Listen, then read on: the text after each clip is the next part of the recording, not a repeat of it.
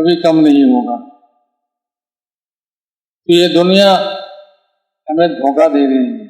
اللہ فرماتے ہیں متاع الغرور، یہ دنیا دھوکے کا سامان ہے، پیسہ دھوکہ دے رہا ہے، اس سے ہمارا زندگی بنے گی، اس سے ہماری زندگی بنے گی۔ وہ پیسے لے کر لوگ لڑ رہے ہیں، ایسے اس کی محبت دل میں، تو پیسے کے بغیر کچھ نہیں ہوتا، عزت نہیں ملتی، کھانا نہیں ملتا، گھر نہیں ملتے، کچھ بھی نہیں ہوتا۔ اس لیے بعض لوگوں کو دیکھا، وہ کاغذ کا نوٹ ہے نا، اس کو لے کر چومتے ہیں، پیشانی پہ لگاتے ہیں، ہاں اس سے ہماری زندگی بنے گی۔ یہ میرے پاس آ گیا، وہ نوٹ کیا کہتا ہے؟ وہ کہتا ہے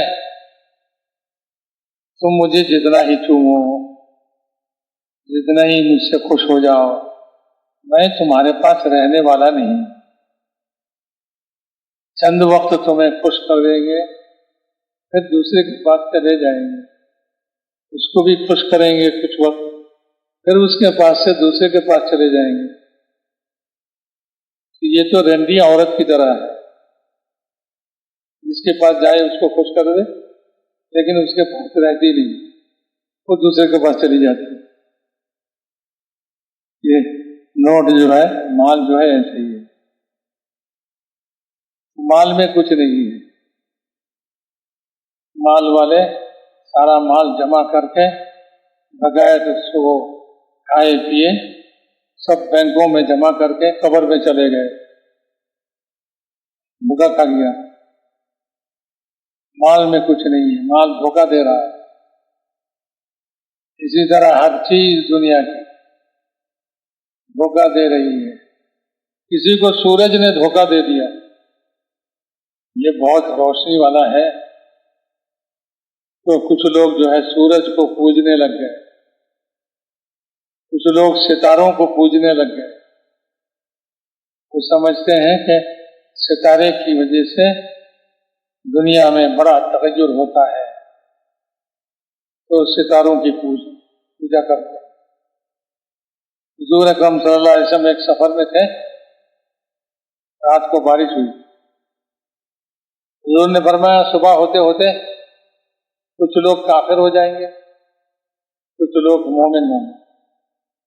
یہ کیسے؟ کہا کہ یہ کچھ لوگ کہیں گے اولا ستارے کی طلوع کی وجہ سے بارش ہوئی، وہ کافر ہو جائیں گے، اور کچھ لوگ کہیں گے نہیں اللہ تعالیٰ نے ہمیں بارش دی ہے، وہ مومن ہوں گے۔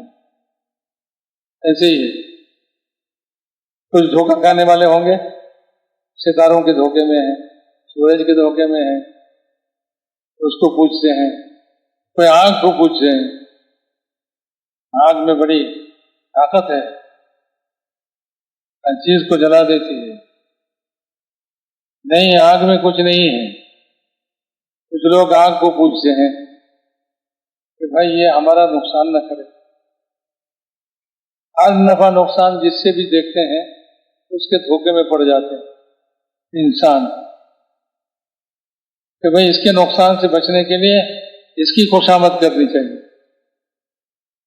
اور اس سے نفع ہوتا ہے، اس کی نفع حاصل کرنے کے لیے اس کے پیچھے اس کے نفع اس کو خوشامد کرنا ہے۔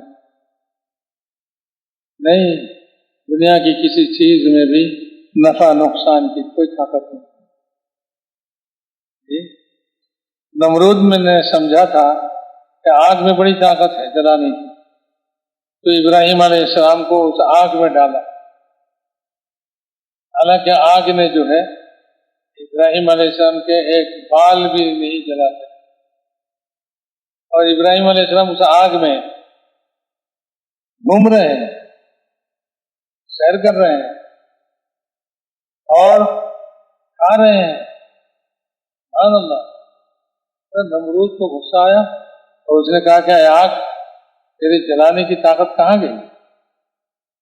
تو آگ سے آواز گئی کہ میرے اندر جلانے کی طاقت ہے یا نہیں، تم آ کے دیکھ لو، تم آ جاؤ میرے اندر، پھر میں دکھا دیتی ہوں جلانے کی طاقت ہے یا نہیں۔ حالانکہ ابراہیم علیہ السلام اس میں اطمینان سے ہیں، کوئی تکلیف نہیں، کھانا کھا رہے ہیں، پھل کھا رہے ہیں، گھوم رہے ہیں۔ تو آگ میں کوئی طاقت نہیں ہے، لیکن آگ دھوکہ دے رہی ہے۔ کچھ لوگوں کو دھوکے میں ڈال دیا اور کچھ لوگ اس کو پوجنے لگ گئے، اس کی عبادت کرنے لگ گئے۔ دو بھائی تھا، آگ کی پوجا کرتے، بہت دنوں تک پوجا عبادت کی اس کی۔ پھر دونوں نے مشورہ کیا، اچھا بھائی اتنی مدت تک ہم آگ کی عبادت کرتے رہے، اب آگ ہم سے راضی ہوا یا نہیں ہوا، اس کو بھی ذرا آزما لینا چاہیے، دیکھنا چاہیے۔ بہت اچھا، کیا طریقہ ہوگا کہ ہم دونوں اس میں ہاتھ ڈالیں گے، اگر ہمارا ہاتھ کو جلا دیا تو سمجھیں گے بھائی وہ راضی نہیں ہوا ہم سے، اگر نہیں جلایا تو سمجھیں گے کہ ہم سے راضی ہو گئے۔ دونوں نے ہاتھ ڈالا، ڈالتے ہی ہاتھ جلنے لگا، جلدی سے کھینچ لیا۔ ارے بھائی کیا ہوا؟ اتنی مدت تک ہمارے باپ دادوں نے بھی پوجا ہے اس آگ کو، ہم بھی پوجتے رہے، کیا اب تک وہ راضی نہیں ہوا ہم سے؟ تو ایک نے کہا بھائی میں آگ کی عبادت نہیں کرتا، اس میں کچھ نہیں ہے، اتنی مدت تک عبادت کرنے کے باوجود جو راضی نہیں ہوتا، اس میں راضی ہونے کی صلاحیت ہی نہیں ہے، چھوڑو اس کو۔ تو اس نے کہا کہ میں اس آگ کی عبادت کو چھوڑتا ہوں اور کوئی حق کی تلاش میں نکلتا ہوں۔ دوسرے نے کہا نہیں، میرے باپ دادے سب جو ہے اس کو پوجتے تھے، میں بھی اس کو پوجتا رہوں گا موت تک۔ تو اس کو وہ پوجتے رہے، بھوکے میں پڑے رہے، اور دوسرا جو حق کی تلاش میں نکلے اس کو حق مل گیا۔ اچھا یہ ساری دنیا جو دھوکہ دے رہی ہے، دھوکے کی سامان ہے، اس دھوکے سے انسان کیسے بچے؟ اس کے لیے اللہ تعالیٰ نے ہر زمانے میں نبی بھیجا، اور ہمارے لیے ہمارے نبی کو بھیجا، قیامت تک آنے والے انسانوں کے لیے نبی بھیجا، اور ہر نبی کو ایک کلمہ دیا ہے۔ وہ کلمہ کیا ہے؟ لا الہ الا اللہ۔ یہ کلمہ جو ہے دھوکہ دور کرنے کا کلمہ ہے۔ یہ کلمہ جو بھی قبول کر لیتا ہے اس کا دھوکہ، دنیا کے دھوکہ اس کے سامنے کھل جاتا ہے۔ وہ پھر نہ سورج کو پوجتا ہے، نہ ستاروں کو پوجتا ہے، نہ آگ کو پوجتا ہے، نہ دنیا کی کسی چیز کو پوجتا ہے۔ اور جو اس کلمہ کو نہیں لیتا وہ درخت کو پوجتا ہے۔ بڑا درخت دیکھ لیا، اس کو پوجنے لگ گئے، یہ بڑا درخت۔ اور کوئی نقصان کی چیز دیکھا تو اس کو پوجنے لگ گئے۔ کچھ لوگ سانپوں کو پوجنے لگ گئے، کچھ لوگ جنات کو، بھوتوں کو پوجنے لگ گئے۔ دیکھتے نہیں ہیں لیکن سمجھتے ہیں اپنے دل میں کہ ان میں بڑی طاقت ہے۔ تو وہ مٹی کا جو ہے، مٹی سے یا پتھر سے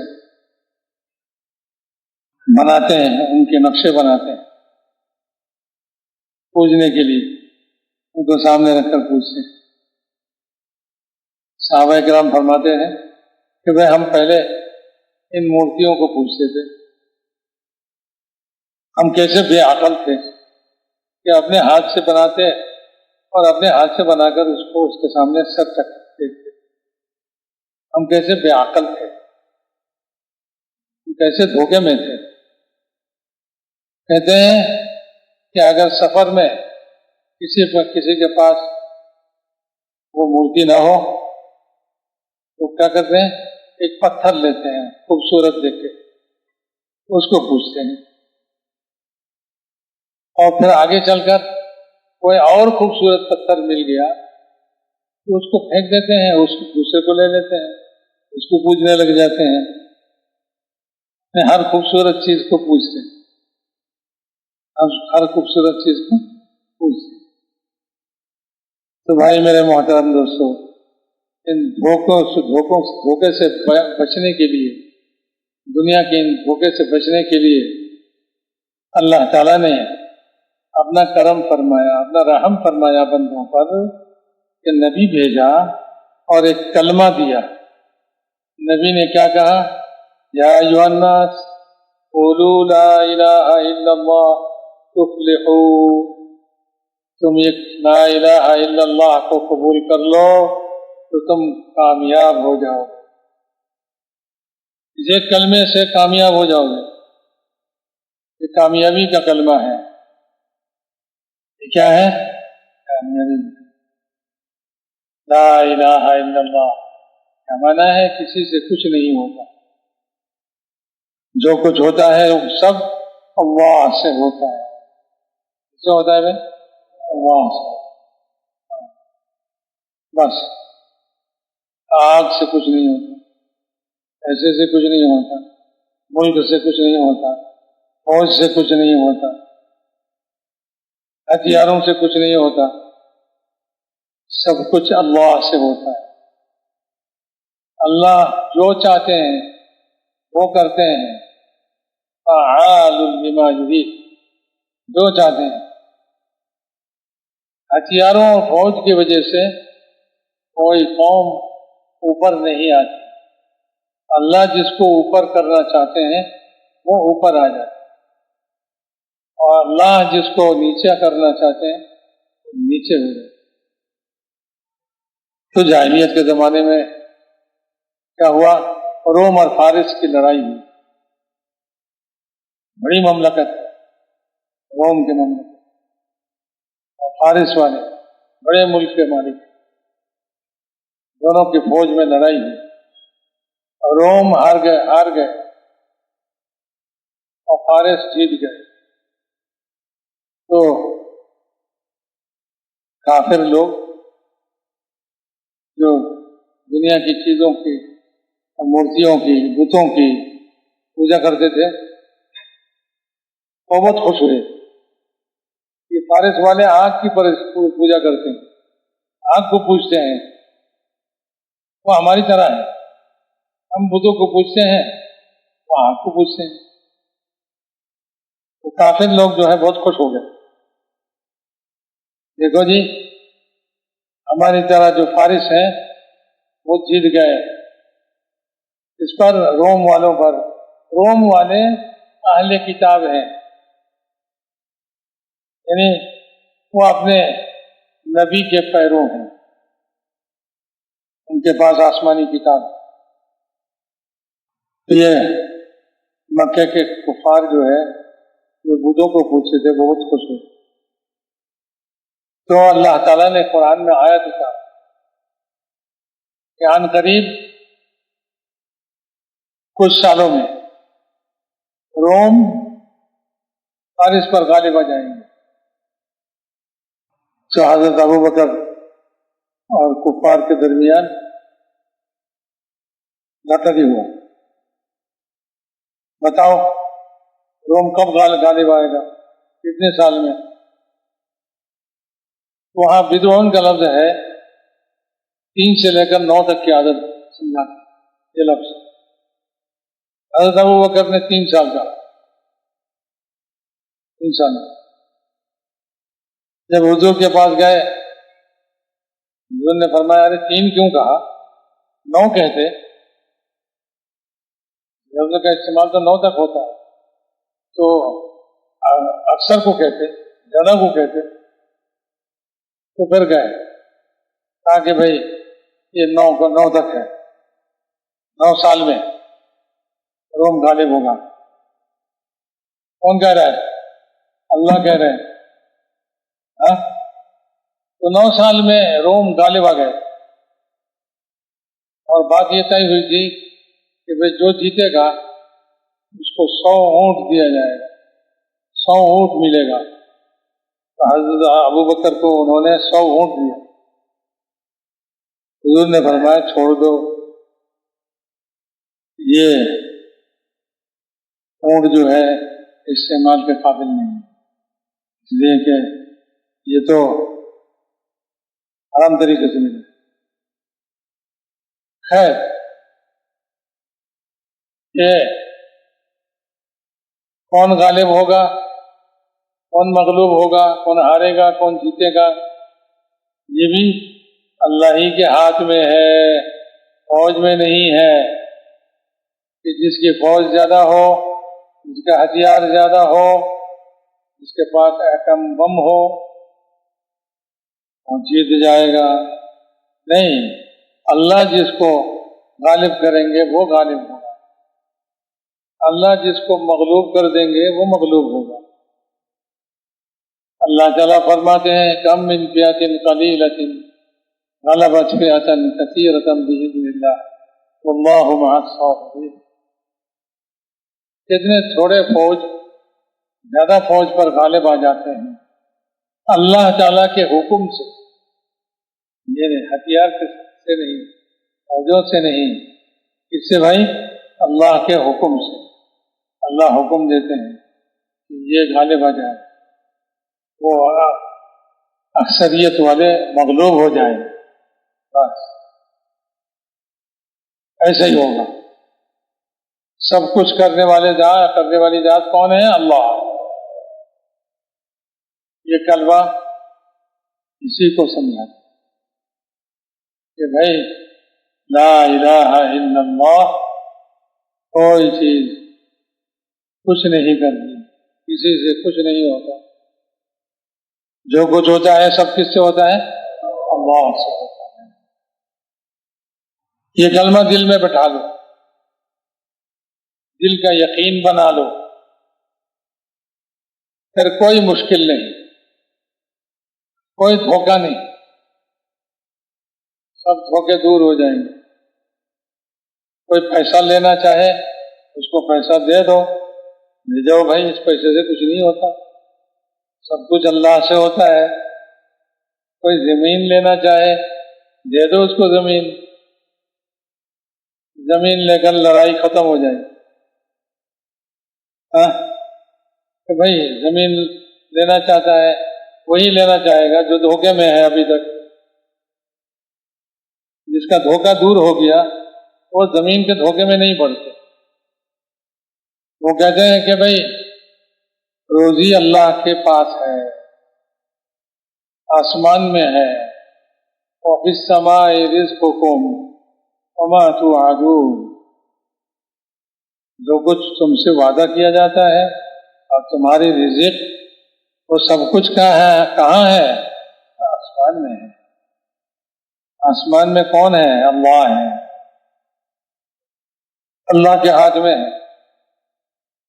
اللہ چاہے تو بغیر زمین کے بھی روزی دے، بغیر پیسے کے بھی روزی دے دے، بند گھر میں روزی دے دے۔ حضرت مریم علیہ السلام ان کو کیا کیا؟ حضرت وہ بیت المقدس کے حجرے میں عبادت کرتے، زکریا علیہ السلام باہر سے دروازہ بند کر کے تالا لگا دیتے کہ عورت ہے کوئی اندر نہ آ سکے، وہ اس میں اطمینان سے عبادت کرتی حضرت مریم۔ اللہ تعالیٰ فرماتے ہیں قرآن میں جب بھی دروازہ کھول کر زکریا علیہ السلام اندر آتے تو دیکھتے کہ گھر میں بہت سارے کھانے پینے کی چیز ہیں، تو تعجب سے پوچھتے انا لک ھذا، مریم دروازہ تو بند تھا، یہ روزی کہاں سے آیا؟